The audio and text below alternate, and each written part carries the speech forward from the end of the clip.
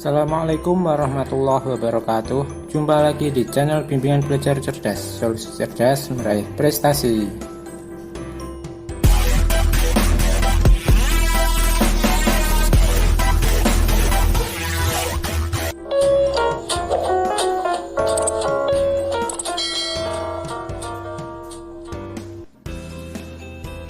Pembahasan latihan soal subtema 2 tema 4 Bupena jilid 6B halaman 57. Mari kita mulai dengan membaca basmalah. Bismillahirrahmanirrahim. Muatan bahasa Indonesia KD 3.2. Bacalah teks berikut untuk menjawab soal nomor 1 sampai 5. Tanpa kita sadari ataupun tidak, kita telah berada di era globalisasi. Kata globalisasi sudah sering kita dengar dalam berbagai kehidupan sehari-hari, baik di sekolah ataupun dalam masyarakat. Dalam Kamus Besar Bahasa Indonesia atau KBBI, globalisasi memiliki arti proses masuknya sesuatu ke ruang lingkup dunia.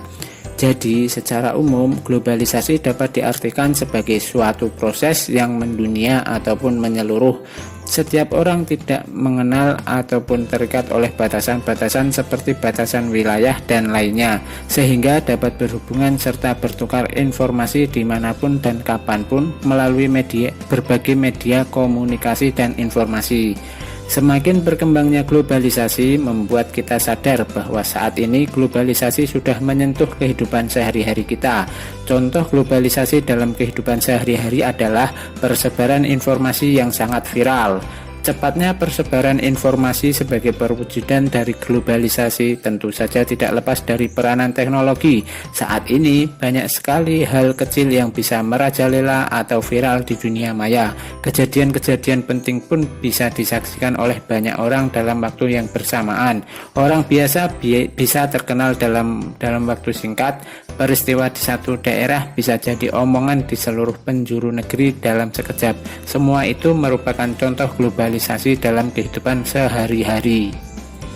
Nomor 1. Perbaikan kosakata bercetak tebal pada paragraf pertama yang tepat adalah titik-titik.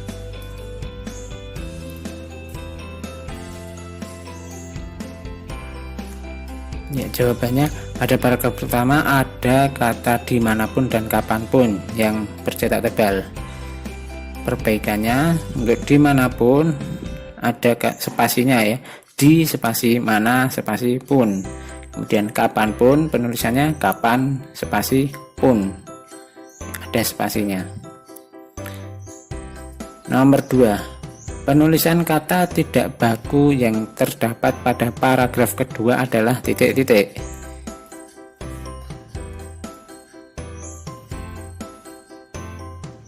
Jawabannya ada kata teknologi, omongan, dan negeri.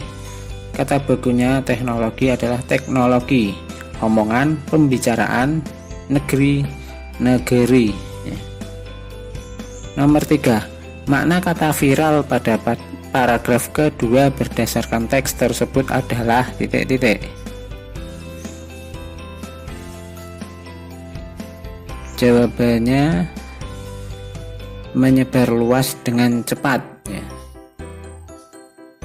Nomor 4. Berdasarkan teks tersebut, apa yang kamu ketahui tentang globalisasi?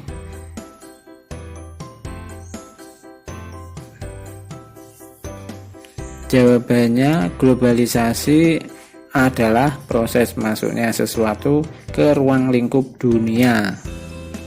Nomor 5. Tuliskan informasi penting yang terdapat dalam teks tersebut.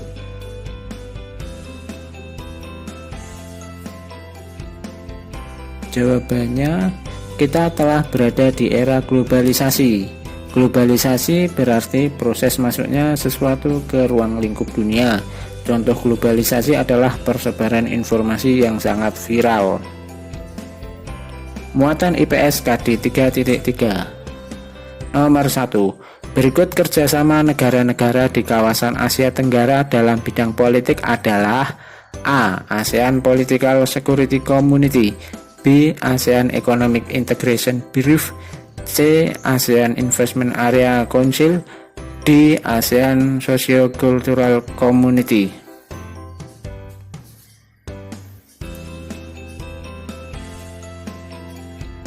Jawabannya adalah A. ASEAN Political Security Community.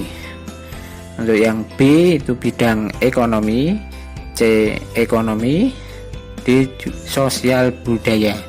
Yang politik A. Nomor 2. Berikut yang tidak termasuk isi kerjasama bidang politik antar negara ASEAN adalah A. Meningkatkan pemerintahan yang baik dengan memajukan prinsip-prinsip demokrasi. B. Membantu penyelesaian konflik antar anggota ASEAN secara damai. C. Menjalin kerjasama di bidang maritim di kawasan ASEAN. D. Melakukan pertukaran pelajar dan penyediaan beasiswa.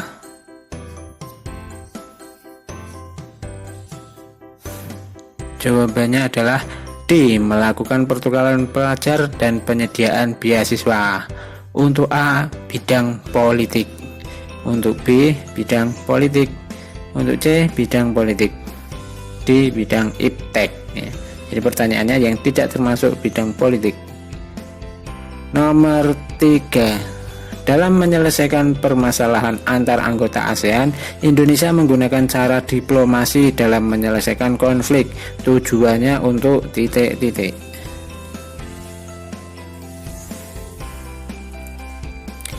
Jawabannya adalah menciptakan perdamaian dunia. Nomor 4. Mengapa Indonesia mengusulkan dibentuknya Organisasi Hak Asasi Manusia ASEAN? Jelaskan.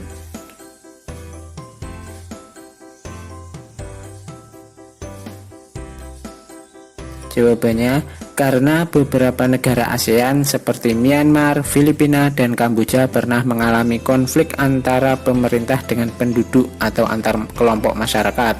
Konflik tersebut kemudian menciptakan pelanggaran hak asasi manusia terhadap salah satu pihak. Untuk mengatasinya, Indonesia mengusulkan Badan Hak Asasi Manusia yang bertujuan melindungi hak asasi penduduk negara-negara ASEAN. Nomor 5. Jika kamu menjadi petinggi ASEAN yang berasal dari Indonesia, apa usulmu untuk mengajak negara ASEAN lain dalam mengatasi masalah gizi buruk di kawasan Asia Tenggara?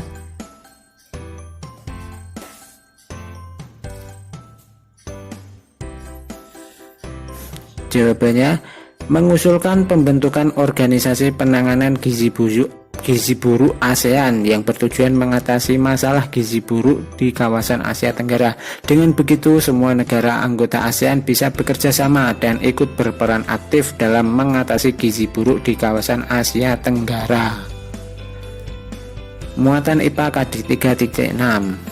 Nomor 1. Menyalakan lampu di kamar saat kondisi kamar sudah cukup cahaya termasuk tindakan boros energi. Akibat tindakan tersebut terhadap biaya tagihan listrik adalah titik-titik.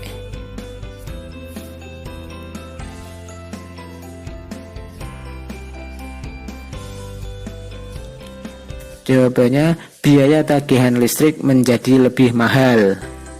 Nomor 2. Penggunaan listrik berperan penting pada era globalisasi. Tuliskan kegunaan listrik dalam kehidupan sehari-hari yang terkait dengan era globalisasi.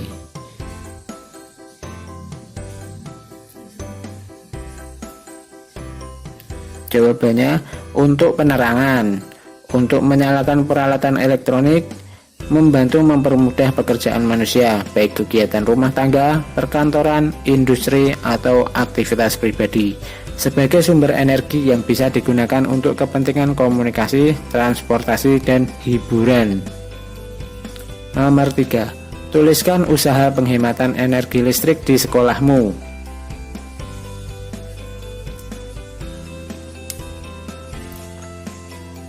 Jawabannya, memasang daya listrik di sekolah sesuai keperluan, menggunakan peralatan elektronik yang mempunyai daya watt kecil, mengganti lampu yang ada di sekolahan dengan lampu hemat energi, memanfaatkan cahaya matahari untuk menerangi ruang-ruang sekolah pada pagi hari hingga sore hari. Nomor 4. Perhatikan gambar berikut. A. Apakah kegiatan dalam gambar merupakan upaya penghematan energi? B. Menurutmu, bagaimana cara masyarakat desa melakukan penghematan energi?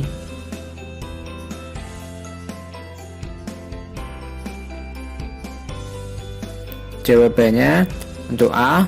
Ya, kegiatan tersebut merupakan upaya penghematan energi karena sedang mematikan kipas angin. B.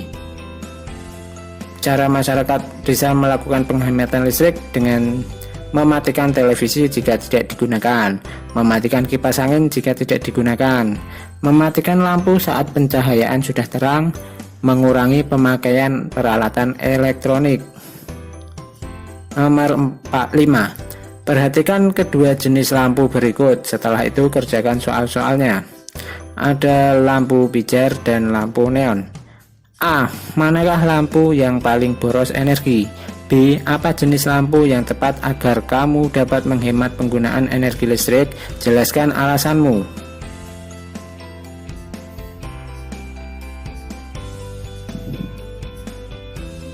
Jawabannya untuk A. Lampu yang paling boros energi adalah lampu A atau lampu pijar.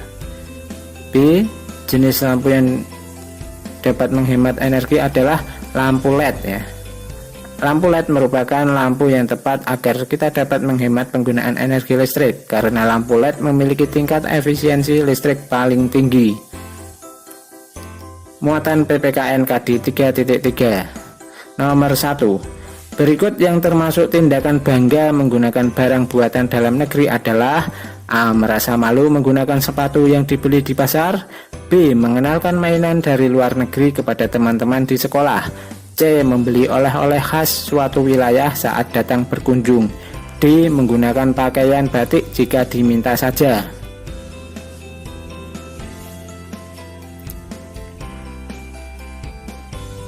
Jawabannya adalah C. Membeli oleh-oleh khas suatu wilayah saat datang berkunjung.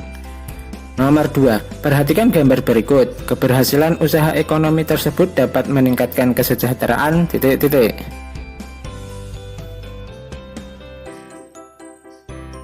Jawabannya adalah masyarakat. Nomor 3. Pak Dedi memiliki sebuah usaha ekonomi. Tetangganya juga membuka usaha ekonomi yang sama dengan Pak Dedi. Bagaimana sebaiknya Pak Dedi bersikap?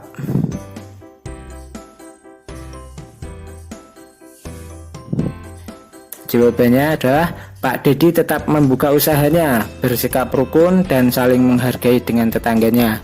Pak Dedi juga harus selalu bersikap positif dan meningkatkan kualitas pelayanan agar mampu bersaing secara sehat dan usahanya tetap berjalan. Nomor 4. Tuliskan wujud rasa banggamu menggunakan barang buatan negeri.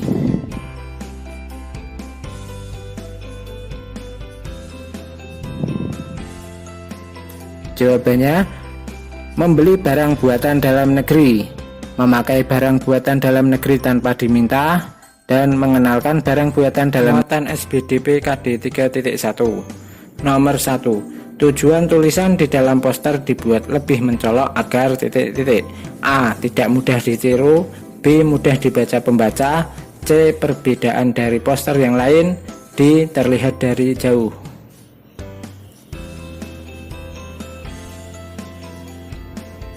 Jawabannya B. Mudah dibaca pembaca. Nomor 2. Perhatikan brosur berikut. Brosur tersebut berisi tentang A. Promosi harga buku sekolah. B. Kompetisi lomba menari. C. Kontes lomba menulis.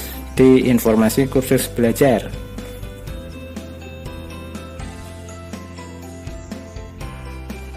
Jawabannya adalah A. Promosi harga buku sekolah. Nomor 3. Fungsi foto atau gambar dalam poster adalah untuk ...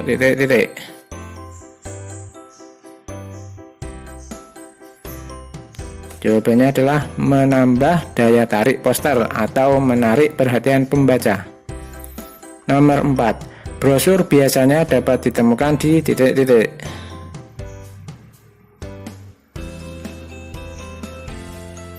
Jawabannya di jalan umum, ditempel atau dibagikan kepada orang-orang. Nomor 5. Perhatikan kedua jenis reklame berikut. A. Apa isi reklame A? B. Hal apa yang menarik dari reklame A? C. Apa isi reklame B? D. Hal apa yang menarik dari reklame B? E. Apa manfaat masing-masing dari kedua reklame tersebut?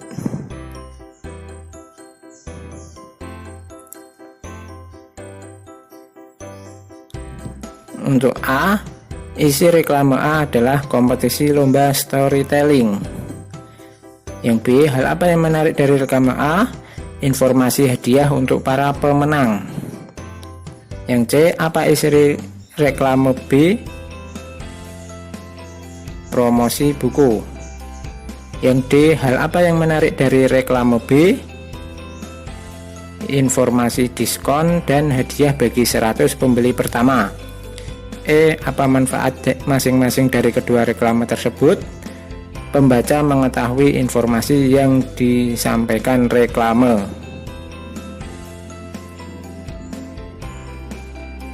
Cukup sekian dari saya, jangan lupa subscribe, like, dan share. Terima kasih. Assalamualaikum warahmatullahi wabarakatuh.